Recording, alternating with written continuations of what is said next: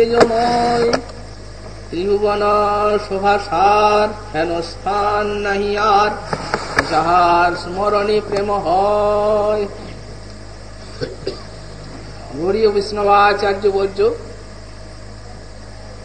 পরম পূজ্যপাদ প্রেম ভক্তির মহারাজ শ্রীল নরোত্তম ঠাকুর মহাশয় তাঁর শ্রী শ্রী প্রেম ভক্তি চন্দ্রিকা গ্রন্থে 66 সংখ্যক ত্রিপদীতে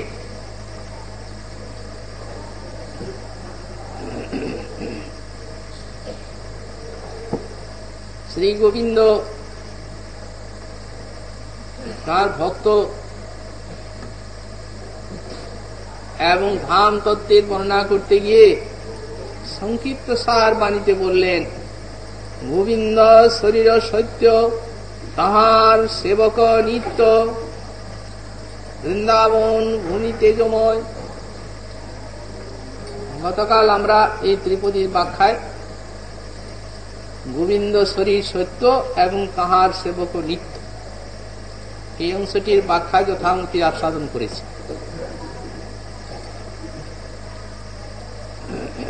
তার সংক্ষিপ্ত সার হচ্ছে এই যে গোবিন্দের বিগ্রহ মধ্যমাকার হলেও অচিন্ত শক্তিতে সেই মধ্যমাকার বিগ্রহই বিভু এবং তার দেহদেহী ভেদ নেই। সচিত এবং আনন্দই হচ্ছে সেই বিগ্রহের উপাদান এবং যারা তার উপাসনা করেন সেই উপাসনার প্রভাবে উপাসকও তার মতো নিত্য চিদানন্দময় হয়ে যান। এ হচ্ছে কালকার আলোচনার সংক্ষিপ্ত সার কথা। তাহলে আরো কি এই অংশের কিছু ব্যাখ্যা আছে?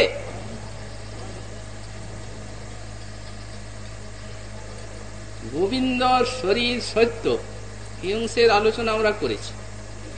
তাহার সেবক নিত্য এই অংশেরও যথামতি আলোচনা করেছি, কিন্তু এখনো এই বিষয়টির প্রাকরণিক অর্থটি অবশিষ্ট রয়ে গেছে। ভজনের সার দিয়ে এর কলেবর গড়ায় প্রেম ভক্তি চন্দ্রিকা। আমাদের এই ব্রজধামে অনেক মহানুভব তার আশ্রিত এক শিষ্যকে প্রেম ভক্তি চন্দ্রিকা পড়বার আদেশ দেন। বলেন রোজই প্রেম ভক্তি চন্দ্রিকা পড়বে। গুরুদেবের আদেশে তিনি প্রেম ভক্তি চন্দ্রিকা পড়েন। রোজ যখন গুরুদেবের চরণ বন্দনের জন্য আসেন তখন সেই মহানুভব জিজ্ঞাসা করেন, বৎস প্রেম ভক্তি চন্দ্রিকা পড়ছ তো? হ্যাঁ গুরুদেব, রোজ পড়ি। বুঝছ তো? আপনার কৃপায় সব বুঝি।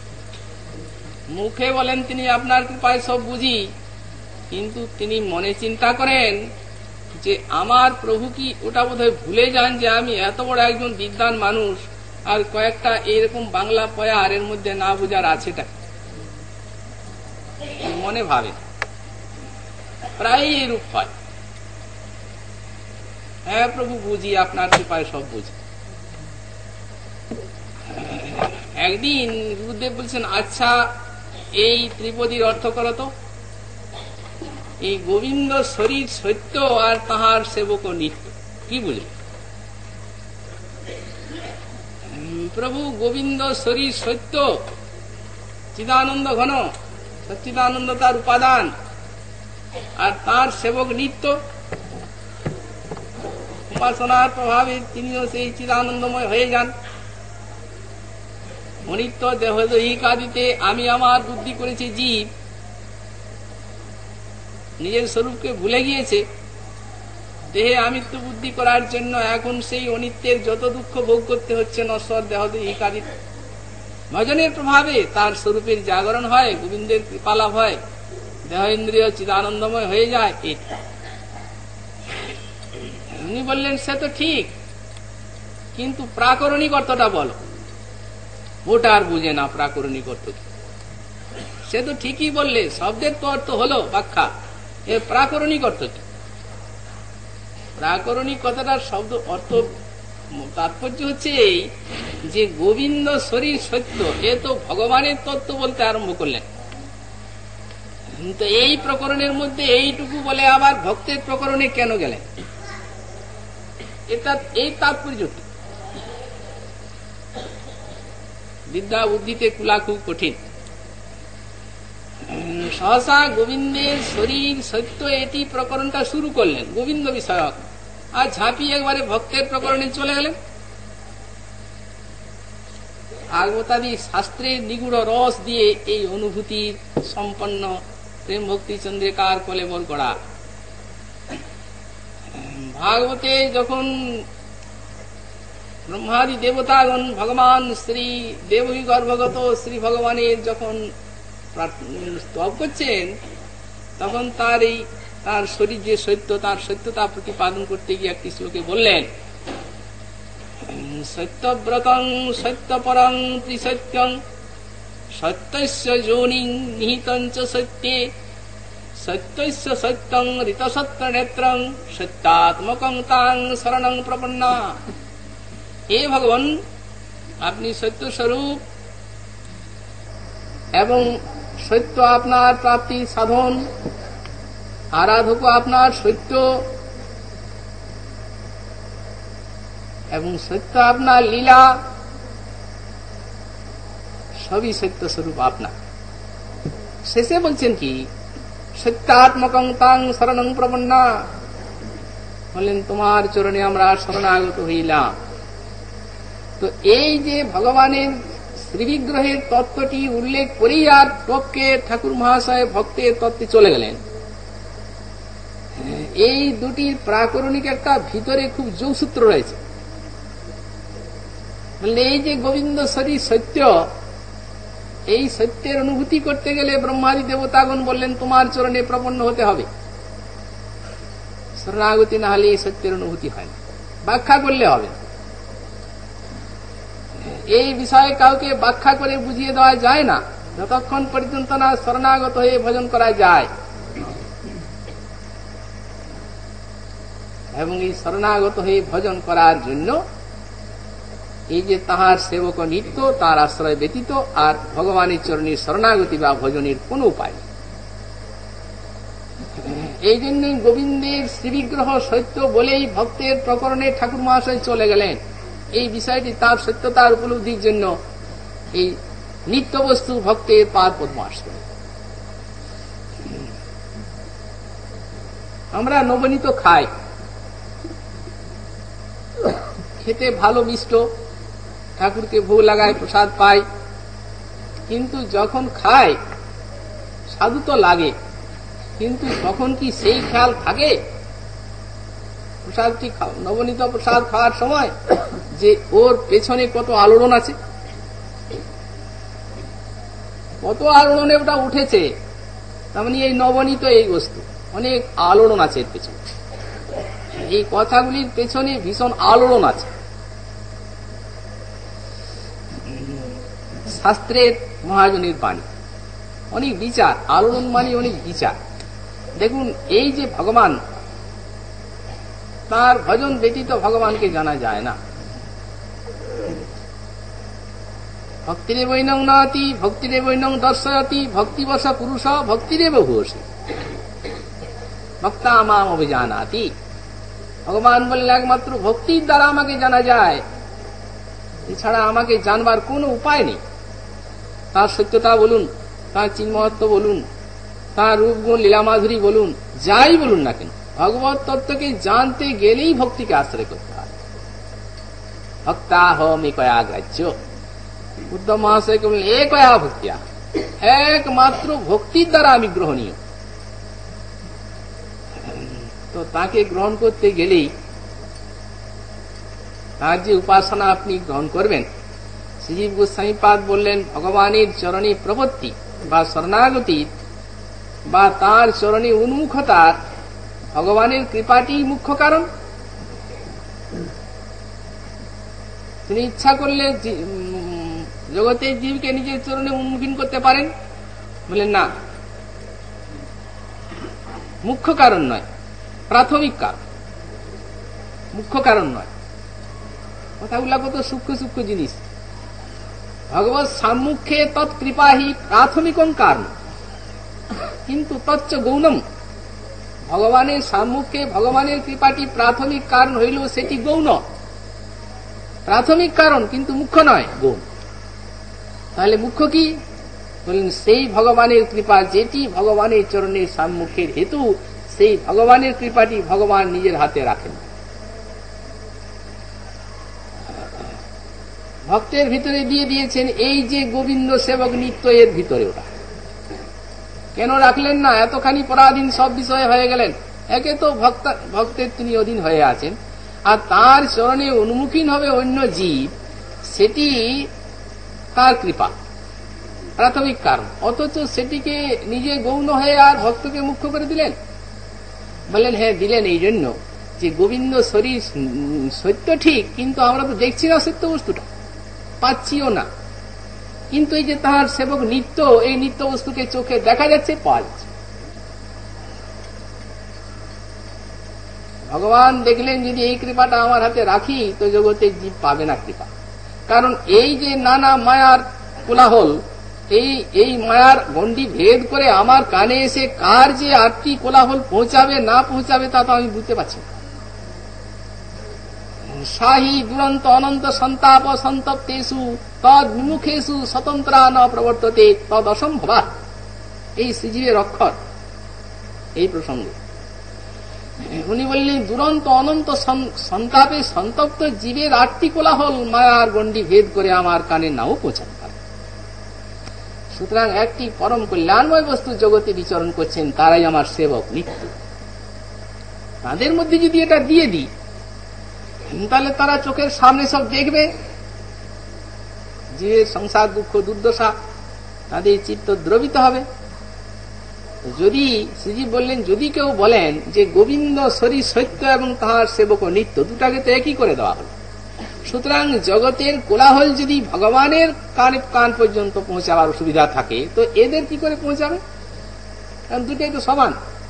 বললেন ওদের পৌঁছাবে এই জন্য যে যেমন ঘুমন্ত ব্যক্তি যখন স্বপ্ন দেখে, তখন ভয়ঙ্কর স্বপ্ন দেখে যে তাকে বাঘে ধরেছে, তখন ভীষণ দুঃখ পায়, যতক্ষণ না ঘুমটা ভাঙে, চিৎকার করতে থাকে। ঘুমটি যেমনি ভাঙলো তেমনি বাঘও নেই, কিছু নেই, সেই কথা। ঘুম ভাঙলে আর কিছু সব শেষ হয়ে গেল, মিথ্যা হয়ে গেল, তখন আর দুঃখ থাকে না। তো বললেন তেমনি এই সংসার নিদ্রায় তিনি নিদ্রিত ছিলেন, এখন গোবিন্দের কৃপায় তার সেই নিদ্রাটা ভেঙে গেছে। কিন্তু ঘুম ভাঙলেও তো সেই স্বপ্নে যে দুঃখটা পেয়েছেন তার একটা স্মৃতি তো থাকে। তখন সাধারণ লোককে দেখে তার মনে হয় এরা বিনা কারণে এই প্রকারে সংসার দুঃখ ভোগ করে বেড়াচ্ছেন, তেদিকে জাগিয়ে দিই। যদি কেউ ঘুমন্ত অবস্থায় স্বপ্ন দেখে চিৎকার করতে থাকে, তখন যিনি স্বপ্ন দেখে চিৎকারটি একদিন করেছেন, এখন জাগরিত হয়েছেন, তখন উঠিয়ে দেন তাকে। হয়ে গেল, হইল তো কৃপাটি, তার হৃদয় স্পর্শ করলো তো। এই জন্যই শেষে বললেন সাহি ভগবত কৃপা তৎকৃপা বাহনই বোবা জীবন্তরে সংক্রমতে নতু স্বতন্ত্রতি স্থিত। অর্থাৎ ভক্ত কৃপাকে বাহন করেই ভগবানের করুণা জীবান্তরে সংক্রমিত হয়, স্বতন্ত্র ভাবে ওটা হয় না, স্বতন্ত্র ভাবে হচ্ছে না। এই জন্যই এই গোবিন্দ শরীর সত্য, এবং সেই সত্যতার উপলব্ধির জন্য নিত্য বস্তুকে আশ্রয় করেই সেই সত্যতার উপলব্ধি করতে হবে ভক্তকে। তাই তারপরে বলেন তাহার সেবক নিত্য। তারপর এই যে সেবকের কৃপায় শ্রী গোবিন্দের ভজন সম্পত্তি লাভ হবে, সেই ভজন সম্পত্তির আস্বাদনের অনুভবের শ্রেষ্ঠতম ক্ষেত্র হচ্ছে বৃন্দাবন ধাম ভূমি। ভক্তের আশ্রয় গ্রহণ করা হলো, গোবিন্দ ভক্তের এবং তার কাছে হরিকথা ইত্যাদি শ্রবণের সৌভাগ্য লাভ হল। শতাং প্রসঙ্গান মোহবিদ্য সংবিদ ভবন্তি হৃৎকর্ণ রসায়না কথা তজ্জসনা দাস বর্গবর্তমণি শ্রদ্ধা রতির ভক্তির অনুক্রমিষ্যতি। শতাং প্রসঙ্গাত, সতের প্রসঙ্গ হওয়া চাই, সঙ্গ হলে হবে না, প্রকৃষ্ট সঙ্গ হওয়া চাই। প্রকৃষ্ট সঙ্গ কাকে বলে? মহতের উপর একটু কায়িক, মানসিক এবং বাচিক অভিনিবিষ্টতা চাই। অর্থাৎ যারা এই অনাদিবদ্ধ জীবকে সংসারের থেকে বিমুক্ত করে হরিনাম হরিকথা শ্রবণ কীর্তন আদির দ্বারা অনুকম্পী হয়ে ভগবানের চরণে নিয়ে যাচ্ছেন, যারা ভক্তিরজ্জুর সাহায্য দান করে, এই প্রকার যে মহৎগণ যাদের কাছে আমরা এত পাই, আচ্ছা তাদের প্রতি যদি একটু কৃতজ্ঞতা, ভক্তি, একটু সেবা, এই বুদ্ধি আমাদের না থাকে, তাহলে হৃদয়টা অকৃতজ্ঞতায় ভরে উঠবে নাকি? এই জন্যই মহাজন বললেন একটু কায়িক, মানসিক, বাচিক অভিনিবিষ্টতা। কায়িক অভিনিবিষ্টতা হলো দেহের দ্বারা তার একটা সেবার আনুকূল্য করা যতদূর সম্ভব, যেটা আমার দ্বারা হবে। বাক্যের দ্বারা তাদের মহিমা প্রচার করা, যে উপকার পেয়েছি সেটিও একটু কৃতজ্ঞতার সহকারে বলা, এবং মনে মনে তাদের প্রতি শ্রদ্ধা ভক্তি রাখা। এই কায়িক, মানসিক, বাচিক একটা মহতের প্রতি অভিনিবিষ্টতা, এটা হচ্ছে প্রকৃষ্ট সঙ্গ। শ্রী বিশ্বনাথ চক্রবর্তী পাদ লিখলেন, অপ্রকৃষ্ট সংঘাত ভজনে ক্রিয়া মাত্র ভবতী নতু অনর্থ নিবর্তিকা কথা। এইটা প্রকৃষ্ট সঙ্গ চলছে, চিন্তা করুন। এই যে মহৎ সঙ্গে হরিকথা রসের আস্বাদন, সেখানে লিখছেন অপ্রকৃষ্ট সংঘাত ভজনে ক্রিয়া মাত্র ভবতী। একটু হয়তো হরিনাম কি ভগবানের চর্চা, ভগবানের অর্চনা ইত্যাদি হয়তো মহৎ সঙ্গে অপ্রকৃষ্ট সঙ্গে হলো, কিন্তু এই যে অনর্থ নিবর্তিকা কথা, এটা কিন্তু প্রকৃষ্ট সঙ্গ না হলে হয় না। অনর্থ নিবর্তিকা কথা শ্রবণ করার যে একটা অভিলাষ, জানতে হবে মহতের প্রকৃষ্ট সঙ্গ হয়েছে বলে তার এই অভিলাষটা জাগছে। এই জন্য বললেন অনর্থ নিবর্তিকা কথা ভবন্তি প্রকৃষ্ট সংজ্ঞা। ওটা হৃৎকর্ণ রসায়ন হয়। যদি হৃৎকর্ণ রসায়ন হয়, হৃৎকর্ণ রসায়ন কথা তজ্জসনাথ হৃত্যা সেবনাথ, সেই যে হৃৎকর্ণ রসায়ন মহৎ সঙ্গে হরিকথা, সেই কথা প্রীতির সহিত নিষেবন করতে গেলে, যদি সেই কথা প্রীতির সহিত সেবন করা যায়, শ্রবণাদি করা যায়, চিন্তা করা যায়, আসু অপবর্গবর্তমণি শ্রদ্ধারতির ভক্তির অনুক্রমিষ্যতি। আসু অতি শীঘ্র অপবর্গবর্তমণি, অর্থাৎ যে ভগবানের কাছে যাবার পথেই অপবর্গ অর্থাৎ জীবন মুক্তি লাভ করা যায়, সেই ভগবানে শীঘ্র শ্রদ্ধা এবং রতি বা ভক্তি বা প্রেমের সঞ্চার হয়। পরিষ্কার করে বলেছেন কপিল দেব।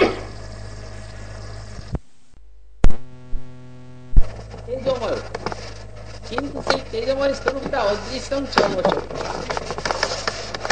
সেই বস্তুটি আছে, কিন্তু তেজময় অদৃশ্যম চর্মচক্ষুষা। আমাদের চর্মচক্ষে সেই তেজময় বৃন্দাবনের রূপটি দৃষ্ট হয় না, কিন্তু দৃষ্ট হচ্ছে না বলে যে তার অস্তিত্ব নাই, এই প্রকার কোন চিন্তা করা ঠিক নয়। কারণ মহাজনগণ যে দৃষ্টি দিয়ে দেখেছেন এবং তারা যে এটার তেজময় রূপটি বর্ণনা করেছেন শাস্ত্র এবং মহাজনী বৃন্দাবনের, সেইটি যে আসল স্বরূপ, এই ধ্যান রেখেই বৃন্দাবনে প্রীতি বা শ্রদ্ধার সহিত ভক্তির সহিত বাস করতে হয়, বা এখানে এসে সেই স্বরূপটি চিন্তা করতে হয়। বিজ্ঞানাচার্যরা বলেন এমন অনেক আকাশে তারা আছে যার আলোক এখনো পৃথিবীতে পৌঁছায়নি বলে কি তার অস্তিত্ব নাই? সুতরাং যদি সামান্য জড়ীয় জগতের বস্তু সম্বন্ধে এই প্রকার সূক্ষ্ম দৃষ্টির দরকার হয়, তাহলে ভগবানের ধাম, ভগবানের লীলা এগুলি দেখার জন্য নিশ্চয়ই একটা সূক্ষ্ম দৃষ্টির দরকার হয়। সেইটিকেই ভাগবত এই শ্লোকে ব্যক্ত করলেন এইভাবে, যথা যথাত্মা পরিমৃজ্যতে সৌ মৎপুণ্য গাথা শ্রবণাবিধানই তথা তথা বৈশ্যতি বস্তু সূক্ষ্মম চক্ষুর যথই বাঞ্জন সম্প্রযুক্ত। তেজময় বস্তু তো দৃষ্টিগোচর হচ্ছে না, বললেন যখন চক্ষু দেখে না কোনো বস্তুকে, তখন অঞ্জন চক্ষে লাগাতে হয়। তো অঞ্জন যুক্ত চক্ষু যেন ক্রমশ আস্তে আস্তে নীরব হয়ে আর দৃষ্টিশক্তি লাভ করে, সেই প্রকার এই যে আসল ভাগবতীয় বা ভগবানের বা এই ধামের স্বরূপ যথাযথাত্মা পরিমৃজ্যতে মত পুণ্য গাথা শ্রবণাবিধানই, ভগবান বললেন শ্রবণাবিধানই, শ্রবণাদির দ্বারা যখন আমার পুণ্যগাথা কীর্তন করতে করতে করতে করতে আস্তে আস্তে যখন সেই প্রেমাঞ্জন ছুঁইত ভক্তি বিলোচনের উন্মেষ হয়, তখন দেখা যায়। কিন্তু শাস্ত্র দৃষ্টিতে তেজময় ভূমি যে বৃন্দাবন, সেটি জানতে হয়।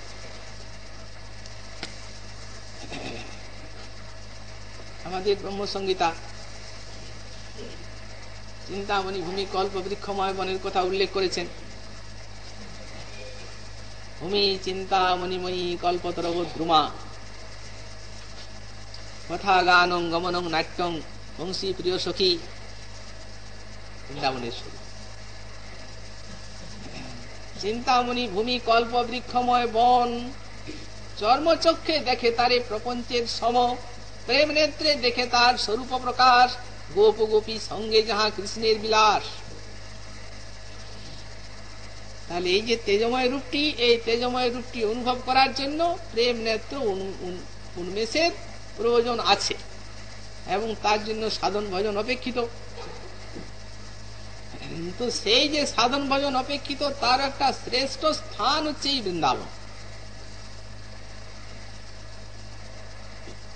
এইখানে বসে সাধন ভজনটি অতি শীঘ্র ফলদায়ী হয়। দিনমাত্রং নিবাসেন দিনমেকং নিবাসেন হরৌ ভক্তি প্রজায়তে, এখানে একদিন বসবাস করলেই শ্রীহরিচরণে নিরপরাধ ব্যক্তির ভক্তি লাভ হয় বলে উল্লেখ আছে। সুতরাং এই প্রকার সাধন ভজনের স্থান আর অন্যত্র নেই। যদিও আমরা এই সাধন ভজনের স্থানটিকে চর্মচক্ষে প্রাকৃতের সমান দেখতে পাচ্ছি, এবং অনেকেই মনে করেন এই জন্য যে এইখানে ভগবান লীলা করেছিলেন, এই জন্য এটার এত মাহাত্ম্য, বা এইখানে অন্য স্থানের থেকে উদ্দীপনাদি হয়, তাই এইখানে ভজন সাধন করতে গেলে শীঘ্র সিদ্ধি লাভ করা যায়। কিন্তু আসলে যে ভগবান যে ধামে ভজন করেছিলেন সে ধাম এটা নয়, এটা পৃথিবী। এইরূপ অনেকে মনে করে থাকে, কিন্তু শাস্ত্র মহাজন সে কথা বলেন না। সর্বোপরি শ্রীগোলোক ব্রজলোক ধাম শ্বেতদ্বীপ শ্রীগোকুল বৃন্দাবন নাম ব্রহ্মাণ্ডে প্রকাশ তার কৃষ্ণের ইচ্ছা, একই স্বরূপ তার নাহি দুই কায়। চিন্তামণি ভূমি কল্প বৃক্ষময় বন, চর্মচক্ষে দেখে তারে প্রপঞ্চের সব। এই যে চর্মচক্ষে আমরা প্রপঞ্চের মতো এই তেজময় ভূমিকে দেখতে পাচ্ছি, এটা তার একটা আমাদের প্রতি বিশেষ করুণা। শ্রীজীব গোস্বামীপাদ বললেন, যেহেতু অপ্রাকৃত বস্তু হচ্ছে এই তেজময় বস্তু হচ্ছে জড় প্রতিযোগী, এই তো, অর্থাৎ এই নেত্রে দেখা যাবে না, এই ইন্দ্রিয়ে সেই তেজময় বস্তুকে স্পর্শ করা যাবে না। তাহলে যদি ধাম এই তেজময় স্বস্বরূপে অবস্থান করেন, তাহলে আমরা এখানে আসতে পারবো না, দেখতেও পাবো না, আসতেও পারবো না আমরা। সুতরাং ধাম করেছেন কি, তিনি কৃপা করে বললেন সবাই এসে আমার ভজন করে আমাকে আমার কৃপা লাভ করে ধন্য হোক। অতএব তিনি একটা প্রকাশকে অবলম্বন করেছেন, এটিকে দৃশ্যমান প্রকাশ বলা হয়। সেই ধামে সেই যে তেজময় বৃন্দাবন ভূমি, সেই কল্পবৃক্ষ লক্ষাবৃতেষু সুরভিরভিপালন্তম লক্ষ্মী শতসহস্র সম্ভ্রম শিব্যমানম গোবিন্দমাদি পুরুষং তমহং ভজামি, সেই যে ব্রহ্মসংগীতার চিদানন্দময় সাক্ষাৎ সপ্রকাশ বৃন্দাবন ভূমি, সেই তিনি একটা দৃশ্যমান প্রকাশকে অবলম্বন করে আছেন বিশ্বজীবকে করুণা করার জন্য। আসুন, বসবাস করুন, ভজন সিদ্ধি লাভ করুন, প্রেম হবে, তখন প্রেম নেত্রে তার স্বরূপ প্রকাশ দেখতে পাবেন। এইখানেই আছে আবরণের ভিতরে।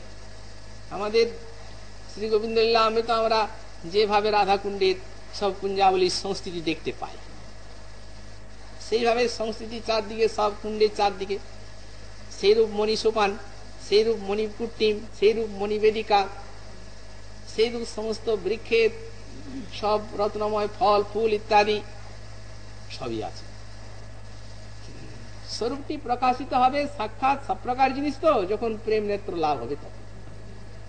তাই বলেন বৃন্দাবন ভূমি তেজময়, ত্রিভুবন সভাসার হেন স্থান নাহি আর। চিন্ময় বস্তু তো ত্রিভুবনের শোভার সার সম্পদ। ত্রিভুবন শোভা সার একটি চিন্ময় বস্তু, যেমন কোন একটা রূপোর আংটিতে বা সোনার আংটিতে হীরক বসিয়ে দেওয়া হয়েছে, বহু মূল্যবান হীরক, তেমনি 84 ক্রোশ সাক্ষাৎ এই ধরিত্রীর শোভা, রত্ন বসিয়ে দেওয়া হয়েছে হীরকখণ্ড। পৃথিবীর ত্রিভুবন শোভা সার, সারা চতুর্দশ ভুবনের শোভা পৃথিবীতে আছেন, কিন্তু অন্যান্য চতুর্দশ ভুবনের মধ্যে তো অন্যান্য লোকে ধাম নেই, পৃথিবীতে আছেন এবং কর্মভূমি সর্বোপরি কর্মভূমি ভারতবর্ষে আছেন। কিন্তু সারা ত্রৈলোক্যের অর্থাৎ সেই যে দিব্য স্বর্গ, ভূস্বর্গ এবং বিল স্বর্গ, এই ত্রিভুবন বলে বুঝতে হবে। এখানে ত্রিভুবন বলতে কেবল স্বর্গ আর ভূবলোক আর ভূলোক নয়। ত্রিভুবন বলতে দিব্য স্বর্গ, ভুব জন মহতপ সত্য, আর ভূস্বর্গ বলতে এটা নিম্নে যে অতল বিতল সুতল তলাতল মহাতল সাতল পাতাল আছে তাকে বিল স্বর্গ বলা হয়। তো এই ত্রিভুবন চতুর্দশ ভুবন, ত্রিভুবন মানে এই চতুর্দশ ভুবনের শোভা সার মুকুটমণি এই ব্রজধাম সৌন্দর্য প্রকাশ করছেন সারা ত্রিভুবনের ভূষণ রূপে। চিন্ময় বস্তু জগতে এসে নেবে বিশ্বের শোভা সম্পাদন করছে। এই জন্য বলেন ত্রিভুবন শোভার সার, হেন স্থান নাহি আর। এই চতুর্দশ ভুবনের মধ্যে স্থান তো আর নেই। চিদানন্দময় বস্তু সেই চিন্ময় রাজ্যের থেকে ধরিত্রীর সঙ্গে মিশে আছে। এই জন্য এই স্থানে প্রলয়ের কোনো কম্পন বা প্রলয়ের কোনো স্পর্শ হয় না। আমরা শ্রীভদ ভাগবতমকে দেখতে পাই, যখন গোপকুমার গেলেন ব্রহ্মার লোকে আর ব্রহ্মা হয়ে গেলেন, তখন কয়েকটা প্রলয় পৃথিবীতে হয়ে গেল। বেশ কিছুদিন ব্রহ্মা হয়ে থাকলেন, তারপর এই বৃন্দাবন ভূমিতে তার জন্ম।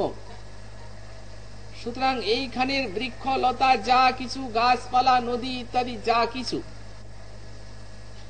সবই তিনি দর্শন করেছেন, সব তার জানা। তারপরে অনেক দিন পর আবার ভৌমব্রজে আসছেন, তখন অনেক প্রলয় হয়ে গেছে। যখন ভৌমব্রজে আসছেন তখন শ্রী গোপকুমার বলছেন, সারা পৃথিবী দেখছি, আর এই স্বর্গ দেখছি, ভূগোলক, ওই পথে পার হয়ে গেছি, কিচ্ছু নাই, সব উল্টো পাল্টা, ভাবতে পারি না, একেবারে অন্যরকম। কিন্তু এই 84 ক্রোশ যেখানে যে পাথরটা আছে, যেখানে যে প্রকার বৃক্ষ আছে, যেখানে যে প্রকার যা আছে, সব যা দেখেছি কয়েকটা প্রলয়ের আগে তাই। তাহলে দৃশ্যমান প্রকাশটিও প্রলয়কে ছয় না, বুঝতে হবে তো। যেমন মনে করুন ধাম আর নাম এবং ধাম, যেমন নাম এবং নামই এক, তেমনি ধাম এবং ধামই একই। আচ্ছা, গোবিন্দ যখন এই মথুরার থেকে দ্বারকা চলে গেলেন, তখন তো পৃথিবীর বুকের উপর দিয়ে যাচ্ছেন, পৃথিবীকে তো তার ধরার সামর্থ্য নেই, কারণ তিনি হচ্ছেন সাক্ষাৎ বিভু। সুতরাং ধাম করে কি, আধার শক্তি তো ওটা।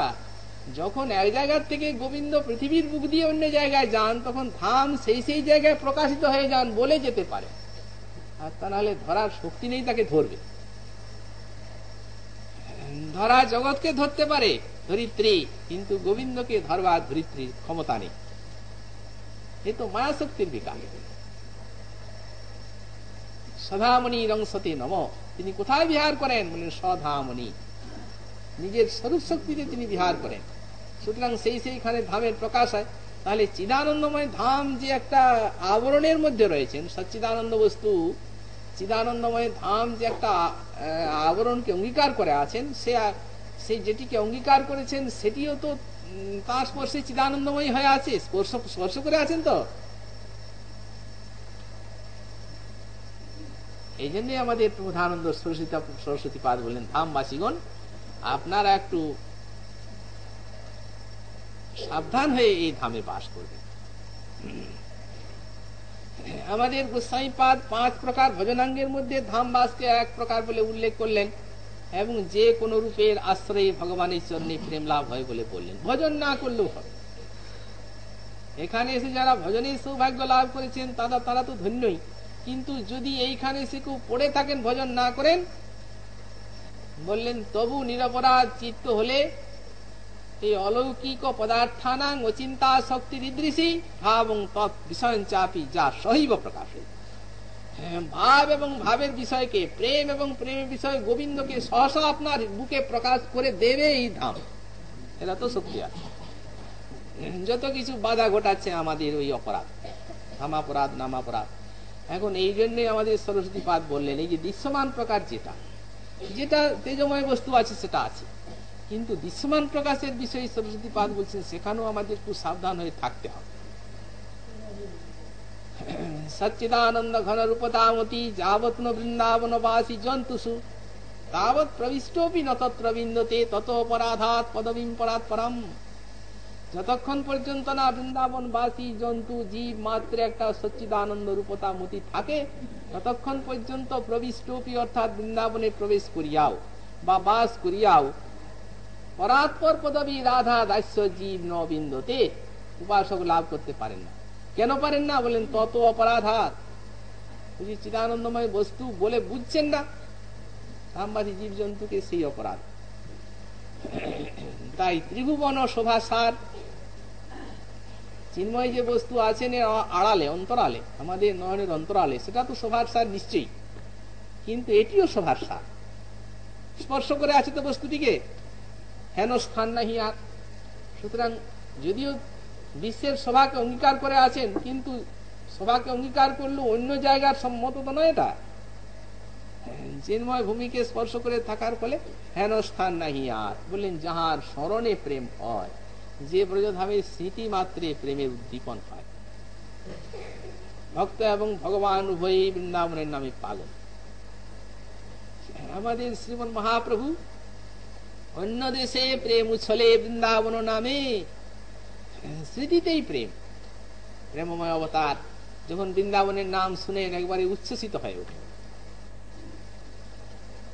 যখন পর্বত দেখেন তখন বলেন এই গোবর্ধন, যখন কোন নদী দেখেন তখন বলেন এই যমুনা, উদ্দীপন হয়। যখন বন দেখেন তখন বলেন এই বৃন্দাবন। স্মরণে প্রেম হয়। বৃন্দাবনের স্মৃতিতে বাইরে প্রেম হচ্ছিল মহাপ্রভু। তারপরে যখন বৃন্দাবনের পথে ঝাড়িখণ্ড পথে এলেন, বৃন্দাবনের স্মরণে তো অন্য জায়গায় প্রেম সহস্র গুণ পথে বাড়ল।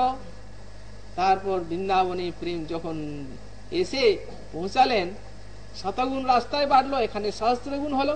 আর যখন দ্বাদশ বন ভ্রমণ করতে লাগলেন তখন লক্ষ গুণ হলো। লক্ষ গুণ প্রেম বাড়ে যবে ভ্রমে বনে। মৌরের কণ্ঠ দেখি কৃষ্ণ স্মৃতি হইল, প্রেমাবেশে মহাপ্রভু ভূমিতে পড়িল, দুর্গম কণ্টক বনে গোড়াগড়ি যায়। সেই উদ্দীপনের স্থান, সেই উদ্দীপন নিয়ে ভক্ত মহানুভাব এখানে ভাবময় অনুরাগময় জীবন যাপন করেন। মহাজনগণ দেখিয়ে গিয়েছেন করা উচিত। প্রত্যেকটি বৃন্দাবনবাসী ভক্ত ভজনশীল ভক্তবৃন্দকে যারা এই ব্রজধামে আগন্তুক ভক্ত মহানুভাব, তাদেরকেও ব্রজে একটা অনুরাগময় বা ভাবময় জীবন নিয়ে আর ভজন করা উচিত। উদ্দীপনের স্থান তো এই সেই স্থান যেখানে শ্রী শ্রী রাধা মাধবীর অষ্টকালীয় লীলার মধ্যে মাধ্যাহ্নিক লীলা, এই সেই কুঞ্জ। ভক্ত মহানুভাব মনে করেন সবই তো আছে, লীলা নিত্য, সেই লীলা এখনো হচ্ছে, কিন্তু হয় দুর্ভাগ্য আমার কিছুই দেখতে পাচ্ছি না। দেখা দূরে থাক, একটুখানি সেই বস্তুর উদ্দীপন মনের মধ্যে আসা, মনটা একটু সরস কোমল হয়ে যাওয়া তো উচিত, না দেখতে পাই। কিন্তু এমন স্থানে যখন এসেছি, আমাদের শ্রীপাদ সরস্বতী চরণ বললেন যখন বৃন্দাবনের পথে পথে বিচরণ করব, তখন আমাদের মনে একটুখানি অনুরাগ বা স্মৃতি আসা উচিত, ভাব আসা উচিত যে এই রাধা বিহার ভূমিতে আমি চলে যাচ্ছি।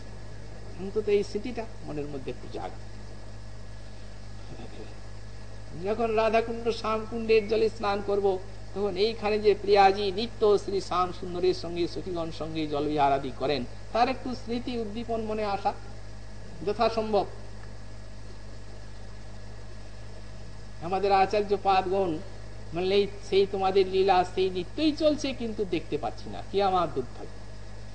এই সমস্ত স্থানে হাহাকার করে ঘুরেছে, তাদের অশ্রু জলে পঙ্কিল হয়ে আছে এই জায়গা, সেই অনুভূতির রস এখনো এই স্থানে। দেখুন না, আমাদের প্রাকৃত বৈজ্ঞানিক যারা, তারা বললেন যে জগতের যত চিন্তাশীল মানুষ তারা যে মরে মরে গিয়েছে, তাদের চিন্তাটি প্রকৃতির বুক থেকে মুছে যায়নি। কোনো একটা বিষয়ে খুব গভীর চিন্তা করেছে যারা, সেই চিন্তাটি প্রকৃতির বুকের থেকে উড়ে যায়নি, ওটা প্রকৃতির বুকে আছে। এই বিষয়ে যারা গভীর চিন্তা করছেন, সেই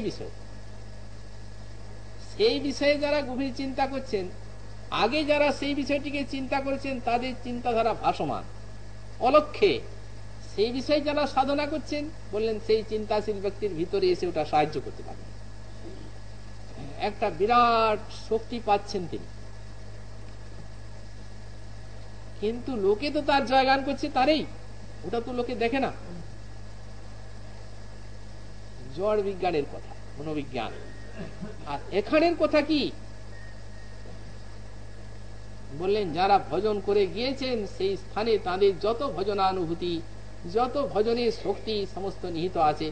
যারা একটুখানি অনুরাগময় জীবন নিয়ে সেই বস্তুকে আশ্রয় করেন, সজাতীয় সেই ভক্তের ভিতরে ওই বস্তু পুরো এসে সহায়তা করতে পারে।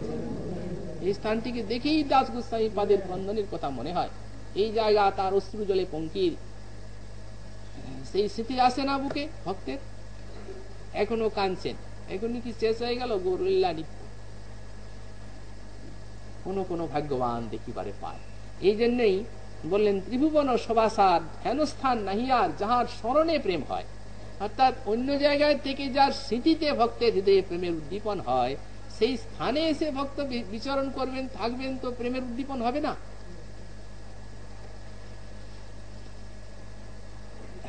এখন এই যে আপনার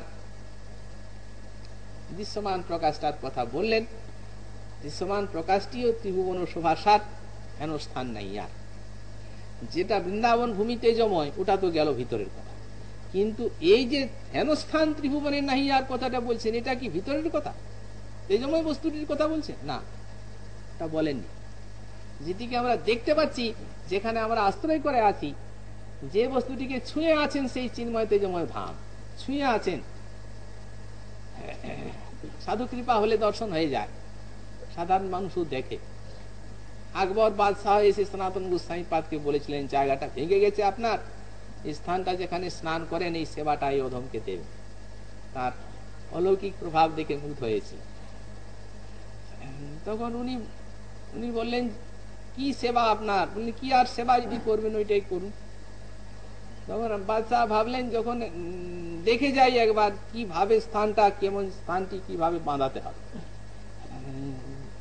গোস্বামী পাদের কৃপায় তিনি তো বাঁধাবো বললেন, কিন্তু বাঁধাবো বললেন তার স্বরূপটা তো জানেন না। তখন সহসা সেই স্বরূপটা ভেসে উঠলো। স্থানটা যে ভেঙে গেছে, কত রত্নময় সমস্ত ইত্যাদি মণি মাণিক্যময় স্থান সোপানগুলো। তখন দূরের থেকে দণ্ডবোধ করে সব গোস্বামী পাদকে এসে বললেন, আপনাদের যা দেখলাম এখানে, আমার বাবার সাধ্য নাই যে এই জায়গাকে সংস্কার করে আর আপনাদের কোনো সেবা করতে পারি, তবে অন্য কিছু সেবা করার কথা বলুন। তখন তারা বললেন, তাহলে আপনি তো ভারতের সম্রাট, আমাদের এই ব্রজধামে যেন কোনো হিংসা না হয় সেই ব্যবস্থা করে যান। তখন পরওয়ানাগুলো লিখে গেলেন, এইখানে পাথর আছে দেখবেন, কুসুম সরোবরের কাছে স্থানে স্থানে পরওয়ানা লিখে গেলেন, বাদশাহী পরওয়ানা, কেউ হিংসা করতে পারবে না। আজ 500 বছর সেটা চলছে এখন। সুতরাং মহতের কৃপা হলে হয়। চমকে একটুখানি দেখলেন, বিদ্যুতের মতো সঙ্গে সঙ্গে বাস। তো যদি একটা জগনের দৃষ্টিতে প্রতিভাত হয় মহতের কৃপাতে ধামের স্বরূপ, তাহলে চিন্তা করে দেখুন, ওই যে বললেন তাহার সেবক নিত্য। এই ব্রজধাম বা গোবিন্দ মাধুরী আস্বাদনের জন্য ভক্ত কৃপার প্রতিটি প্রয়োজন বা দরকার। এই জন্য দ্বারা ব্রজধামাশ্রয়ী মহানুভাবের কৃপা বা সঙ্গকে আশ্রয় করে যারা ভজন করেন তাদের পক্ষে সবই লাভ হয়, যে সমস্ত মহিমা বলে যাচ্ছে। এখন দৃশ্যমান প্রকাশের কথা বলে, তারপর যে সেই তেজময় প্রকাশ, সেই তেজময় প্রকাশে কিভাবে ঋতু ইত্যাদি সব সেবা করে একটি যে বইতে তার কথা বলছেন। আমাদের শ্রী ভগবানের কৃপা হলে আগামীকাল আবার সেই উপদিত হবে। আজকে আমাদের কথার এখানেই হরিকথা প্রচার চ্যানেলকে সাবস্ক্রাইব করে আমাদের সঙ্গেই থাকুন। আমরা নতুন নতুন সমস্ত পাঠ উপহার দেব আপনাদেরকে। ভালো থাকবেন সকলে। জয় নিতাই, জয় গৌর সুন্দর।